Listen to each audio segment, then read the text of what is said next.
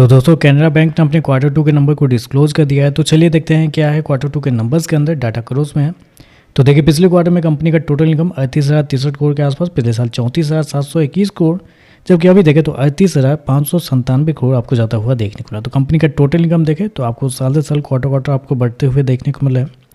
Interest income देखते हैं, पिछले क्वार्टर में 31,002 करोड़ जनरेट किए थे, पिछले साल 29,740 करोड़, जबकि अभी देखें तो 31,543 करोड़ देखने को मिला। तो यहाँ पे भी देखें तो इंटरेस्ट इनकम भी आपको साल साल क्वार्टर बढ़ते हुए देखने को मिला है। नेट इंटरेस्ट इनकम की बात करते हैं, यानी कि एनआई की बात कर लेते हैं। तो पिछले साल कंपनी का जो नेट इंटरेस्ट इनकम था वो था आपका 9,316 करोड़। पिछले क्वार्टर की बात करते हैं तो पिछले क्वार्टर में 9,008 करोड़ था, जबकि अभी देखें तो कंपनी का जो नेट इंटरेस्ट इनकम है वो आपको जाता हुआ देखने को मिला 9,141 करोड़। तो कंपनी का नेट इंटरेस्ट इनकम देखें तो आपको साल से साल गिरता हुआ देखने को मिला, लेकिन क्वार्टरली बेस पे जाते हैं तो बढ़ता हुआ देखने को मिला है। जबकि मार्केट का जो अनुमान था वो था लगभग 8,900 करोड़ के आसपास। तो मार्केट के अनुमान से देखें तो कंपनी का एनआई आपको बेहतर आपको देखने को मिल रहा है, साल से साल गिरा है, लेकिन मार्केट की एस्टीमेट बहुत कम थी कंपनी के नेट इंटरेस्ट इनकम को लेकर, तो उससे बेहतर देखने को मिला है। खर्चे की बात करते हैं, पिछले क्वार्टर में 29,509 करोड़ खर्च किए थे, पिछले साल 27,067 करोड़, जबकि अभी देखें तो कंपनी खर्चे 30,009 करोड़ देखने को मिल रहे हैं। तो खर्चे भी देखें तो खर्चे भी नॉर्मल आपको देखने को मिले। चलिए कंपनी का प्रोविजन क्या है वो देखते हैं।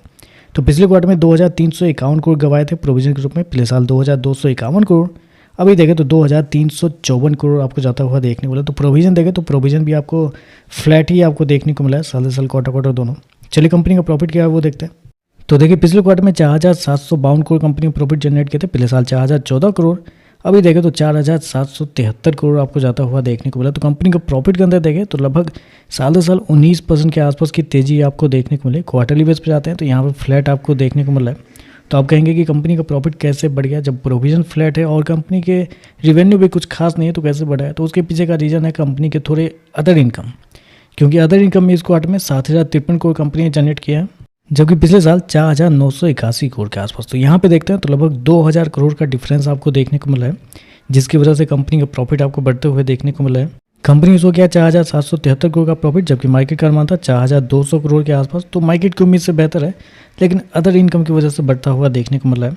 चलिए कंपनी के ईपीएस क्या है वो देखते हैं। पिछले क्वार्टर में 5 रुपये 24 पैसे, पिछले साल 4 रुपये 43 पैसे, अभी देखें तो 5 रुपये 26 पैसे आपको देखने को मिला। और कंपनी के एनपीए की बात करते हैं तो पिछले साल कंपनी का ग्रोस एनपीए 3.73% था, जबकि अभी देखें तो गिर के 2.35 है, जबकि पिछले क्वार्टर में 2.69% के आसपास। जबकि नेट एनपीए देखते हैं तो पिछले साल कंपनी का नेट एनपीए 0.99% था, अभी देखें तो 0.54 है, जबकि पिछले क्वार्टर में 0.63 के आसपास। नेट एनपीए ग्रोस एनपीए दोनों देखें तो आपको साल से साल क्वार्टर संभलता हुआ देखने को मिला है। तो ओवरऑल देखें तो देखिए नंबर कुछ खास नहीं, मतलब आप अगर शेयर बढ़ना चाहे तो बढ़ जाएगा, गिरना चाहे तो गिर जाएगा, क्योंकि कुछ खास नंबर नहीं, एस्टीमेट से बेहतर नंबर देखने को मिला है। लेकिन ऐसा शेयर जो ऑलरेडी आपको 52 वीक हाई के ऊपर आपको ट्रेड करता हुआ देखने को मिला, उसके साल दर साल डिक्लाइन है कंपनी के नेट इंटरेस्ट इनकम के अंदर, वो थोड़ा सा नेगेटिव भी बोला जाता है, लेकिन ऑलरेडी अच्छा खासा मोमेंटम बना हुआ है पीएसयू बैंक के अंदर। तो देखते हैं इस पर मार्केट कैसे रिएक्ट करता है। इस वीडियो पसंद आए तो लाइक कीजिएगा, साथ में साथ चैनल को सब्सक्राइब जो कीजिएगा। धन्यवाद।